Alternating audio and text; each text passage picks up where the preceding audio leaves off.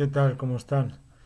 Bueno, pues hoy vamos con una clase más, de la segunda clase ya de Evangelio Sinóptico y vamos a ver pues un resumen de lo que es el Evangelio de Mateo, ¿sí? Déjenme sacar mis apuntes y acá están, ¿de acuerdo? Bueno, sabemos que Mateo pues era un contador, ¿no? Un recaudador de impuestos. Es el único de los escritores de evangelios que registran la historia de cuando Jesús pagó el impuesto en el templo. ¿Sí? Eso lo vemos en Mateo 17, versículos del 24 al 27. Ah, la experiencia de vida de un hombre siempre surge de su predicación. Mateo hace referencia a monedas poco comunes, mientras que Marcos menciona tres tipos de monedas diferentes que eran usadas por la gente de más bajos recursos, o sea, la blanca, el cuadrante, el denario, ¿sí? Y Lucas hace referencia a la blanca, el cuadrante y la mina, mientras que Mateo, quien tenía el hábito de manejar dinero, ¿sí? O sea, por ser recaudador, pero usaba términos tales como dracma, impuesto anual del templo, ¿sí? O sea que se le pagaba al templo aproximadamente 2 denarios romanos, ¿sí? Eso lo vemos en Mateo 17:24, el estatero correspondiente a 4 dracmas, en Mateo 17:27 y el talento, ¿sí? En Mateo 18:24 y también en el 25:15 también ahí aparece, que era valuado aproximadamente en 60 veces más que la mina mencionada por Lucas. Mateo también habla de oro, plata, bronce y la terminología financiera tal como cálculo, deuda, cambistas. ¿Sí?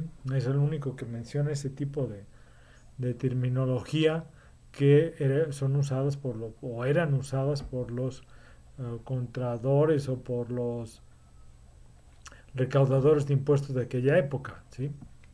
Ajá, avanzo acá, ok, ahí estamos. Mateo es categórico, es fiel a su instinto de contador, digamos así, y construyó su evangelio bajo encabezados. ¿Sí? Tomó fragmentos de los sermones del Señor y los juntó en grandes sermones que los llamó, por ejemplo, el Sermón del Monte, que se encuentran en Mateo en el capítulo 5, 6 y 7. Y Cristo no, no predicó este sermón de una sola vez. Supuestamente vemos en Lucas que nos ayuda a apreciar mejor cuando predicó Jesús este mensaje, eh, digamos, suelto, ¿no? ¿Sí? Lo vemos en Lucas 6, del versículo 24 al 49, luego en el 11, 13, luego en el versículo, eh, perdón, capítulo 11, versículo del 11 al 13, y luego del 33 al 36, y luego en el versículo 12, 22 y 34. Mateo recopiló las parábolas de Cristo acerca del reino y las agrupó en el capítulo 13.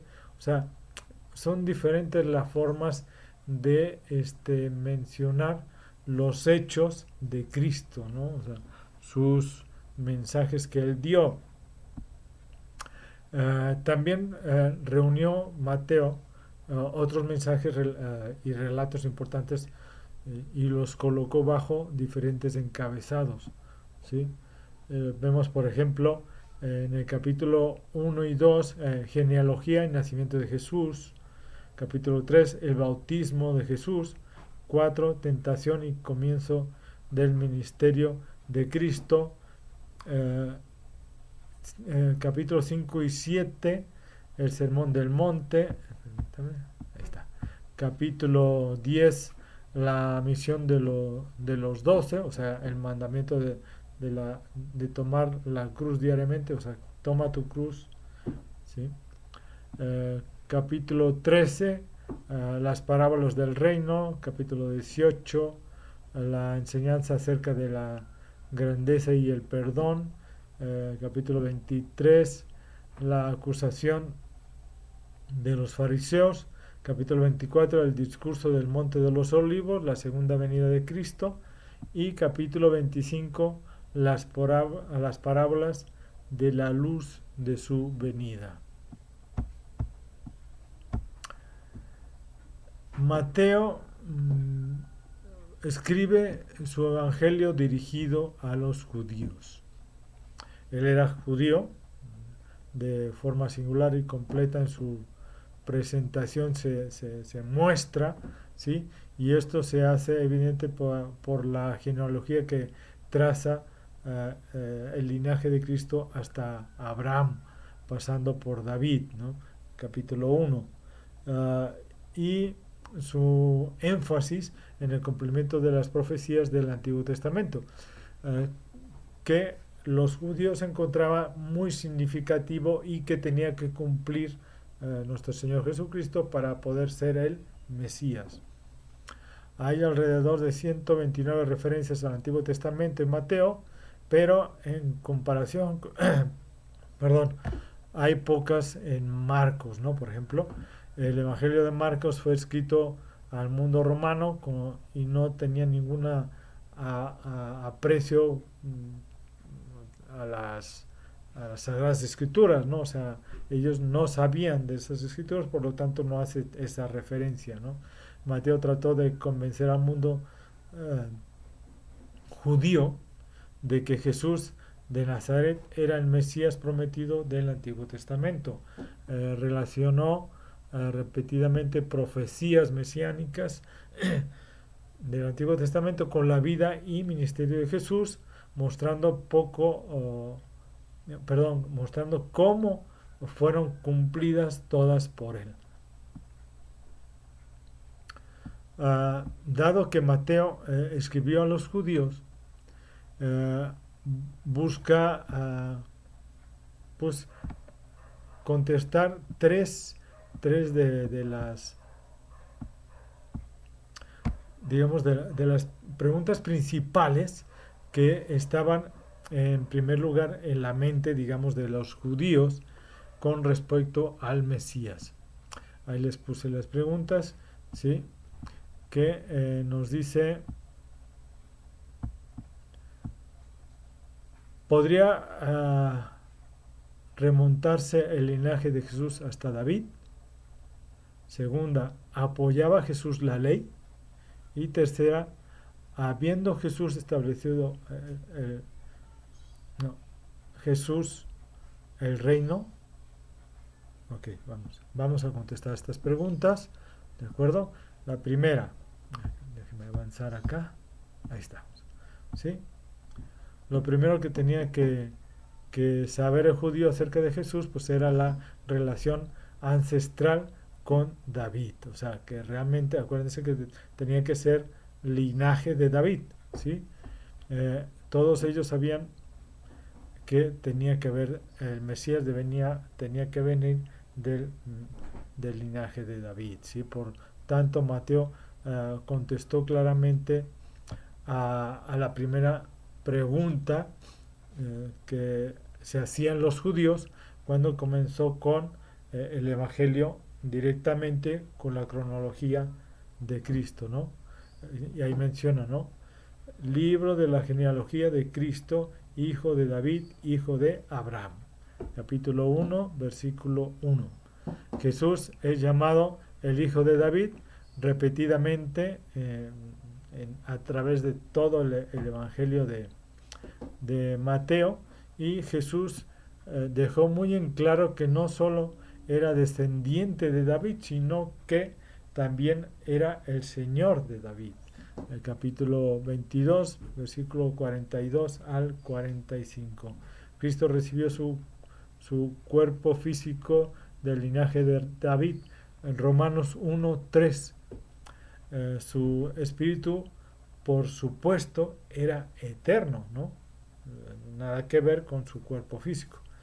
El milagro de la encarnación hizo que Jesús fuera Dios y hombre al mismo tiempo. Vamos a ver la segunda pregunta, ¿no? Él declaró: no penséis que he venido para abrogar la ley o los profetas. No he venido para abrogar, sino para cumplir, porque de cierto os digo que hasta que pasen el cielo y la tierra, ni una jota ni una tilde pasarán de la ley hasta que todo se haya cumplido. Capítulo 5, versículos 17 y 18.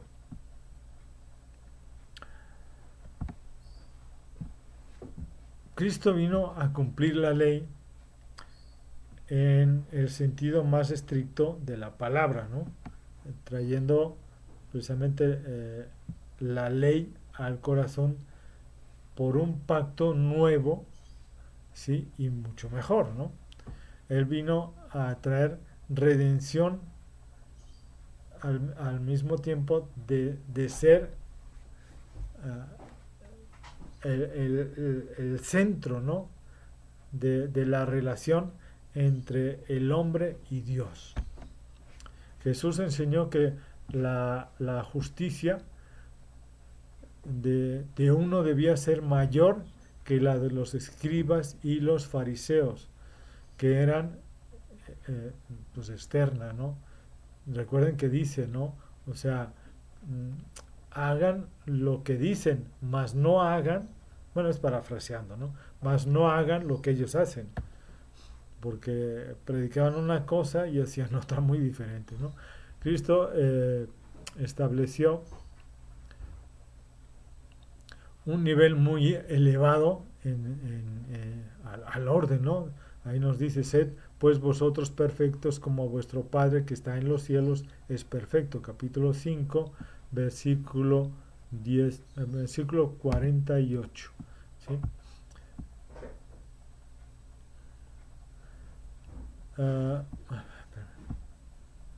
Sí, aquí está. Mateo retrata a Jesús como un Moisés nuevo y más grande, ¿no? Este Moisés nuevo es mucho más grande que el Moisés del Antiguo Testamento y muestra efectos más elevados de la ley, ¿no? Él enseñó: oísteis que fue dicho a los antiguos esto, pero yo os digo, ¿no? Si se acuerdan, que hace mención a muchos referentes de la ley, ¿no? Establecida por Moisés, y lo vemos, no sé, en el capítulo 5, versículo 21, en el versículo 27, en el 31, en el 33, 38 y 43. Cada vez que dijo, pero yo os digo, bueno, él daba interpretación más profunda de la ley, ¿no? O sea, él, porque muchos se centran en el Sermón del Monte, nada más en las bienaventuranzas, ¿no? Pero terminando las bienaventuranzas viene la posición de la ley de Dios, o sea, el estándar de Dios, que es mucho más elevado que la ley que se dio a Moisés, ¿no? Entonces ahí vemos que él va diciendo eso, ¿no? Pero yo os digo, ¿no? O sea, el nivel es mucho más alto, ¿sí? Que lo que había establecido Moisés. Entonces, si con eso no lo pudiste cumplir, imagínense si tenéis que cumplir esto, ¿no? Jesús iba más allá de los hechos a la actitud del corazón, ¿no? O sea, de lo que realmente estaba dentro del corazón de la persona. El Sermón del Monte, recuerden que está en el capítulo 5 al 7, es un cuadro de la ley escrito en el corazón, ¿sí? Cristo pone ahí las bases, ¿no? que debemos de seguir. Él habla como quien tiene autoridad, ¿no? Y no como uno de los escribas. Ahí sí, eso está mencionado muchas veces. Y la primera vez que se ve es en el capítulo 7, versículos 28 y 29. Ok, ahí estamos. Solamente Mateo utiliza la expresión el reino de los cielos y la usa 33 veces. Principalmente Cristo vino a establecer el reino interno y espiritual en las vidas de las personas. Los principios para la vida del reino quedaron plasmados en el Sermón del Monte, y Cristo enseñó que el corazón necesitaba ser conquistado. Eso lo vemos en el capítulo 15, versículos 18 al 20, para que la sociedad cambiara, ¿no? Los corazones de las personas tenían que cambiar primero, porque si no, no era posible ese cambio que debía de realizarse dentro de la sociedad de aquel entonces y de ahora, ¿no? Los verdaderos problemas de la vida son espirituales. O sea, recuerden que la boca habla del corazón, habla la boca, ¿no? Así que Cristo habló acerca del corazón más que de ninguna otra cosa, ¿no? La política no es la respuesta, realmente. Solamente un mover del Espíritu de Dios puede cambiar la manera de cómo vive la gente. La sociedad nunca cambia a menos que el hombre y la mujer sufran un cambio divino, porque solo Dios puede hacerlo, en sus corazones. Este reino espiritual que Cristo vino a establecer en la realidad interior de justicia, paz, gozo en el Espíritu Santo. Romanos 14, 17. El reino de los cielos, por lo tanto, se refiere a tres esferas principales. El cielo mismo. Dos, este reino celestial debe venir a nuestra vida personal. Jesús enseñó, el reino de Dios está en vosotros. Y tercero, al final habrá un reino físico traído a la tierra. Venga tu reino, hágase tu voluntad, como en el cielo, así también en la tierra. Esto sucederá en el tiempo del milenio, o sea, la segunda venida de Cristo, pero comienza en el corazón de las personas, cambiando el corazón de las personas. Este Evangelio de Mateo es muy judío, realmente. Recuerden que fue escrito en hebreo, el primero que se escribió. Mateo lo escribe en hebreo, y muchas de las declaraciones de Cristo tienen un valor judío principalmente, ¿no? Ahí nos dice, no soy enviado sino a las ovejas perdidas de la casa de Israel, capítulo 15, 24, y por camino de gentiles no vayáis, y en ciudades de samaritanos no entréis, sino id antes a las ovejas perdidas de la casa de Israel. Capítulo 10, versículos 5 y 6. Mateo es el único escritor del Evangelio que refuta la acusación de los judíos de que los discípulos de Jesús habían robado su cuerpo. Capítulo 28, versículo 11 al 15. ¿Sí? Y con eso terminamos el día de hoy, pues precisamente esta clase, y como resumen, ¿no? Como resumen de Mateo. La próxima semana vamos a ver Marcos y luego vamos a ver a Lucas, ¿sí? Para hacer ese resumen, y luego veremos posteriormente lo que es las diferencias y en lo que se parece, ¿no? Vamos a ir adentrando en unos y otros, ¿de acuerdo? Ok, nos vemos la próxima semana. Gracias.